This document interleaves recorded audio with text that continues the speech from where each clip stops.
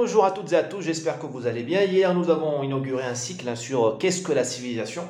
Et je vous ai dit qu'il était plus facile de décrire la civilisation française en la comparant à d'autres civilisations. C'est plus facile de voir les différences et de voir à ce moment-là pourquoi la civilisation française est tellement unique, tellement exceptionnelle et tellement précieuse. Enfin, je parle de la civilisation française véritable, pas de la cérémonie des Césars. Ça, c'est, on est dans le déclin, on est dans le Titanic, mais là déjà, on a touché le fond là. Les algues sont déjà sur la carcasse du Titanic. Je disais que la civilisation maghrébine, les mentalités maghrébines, les miennes, d'où je viens, sont différentes des mentalités françaises. Manque d'empathie, amour de l'injustice, de l'arbitraire, cohabitation avec la violence sociale, des rapports sociaux tout à fait inégalitaires.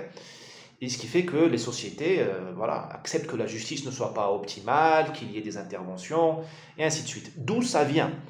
Nous ne sommes pas méchants par nature.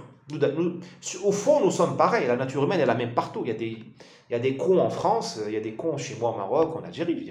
Comme il y a des gens magnifiques en Algérie, au Maroc, en France. C'est pas là.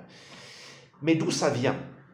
Ça vient de notre histoire, parce que nous sommes des sociétés qui n'avons jamais eu le plaisir, le luxe d'avoir un État centralisé.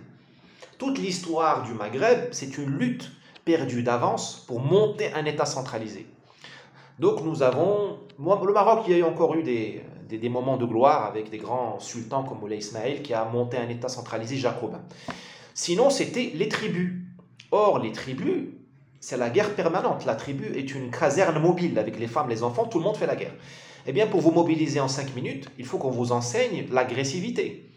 Le Français, depuis la Révolution, il a pu déléguer l'agressivité, la méchanceté, entre guillemets, l'hostilité à la police, à l'armée, parce que finalement, l'État a été pacifié, centralisé.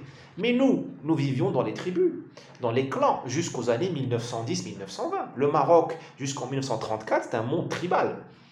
Vous voyez d'où ça vient? Donc nous avons des histoires différentes et nous n'avons pas encore éteint nos souvenirs collectifs. À demain.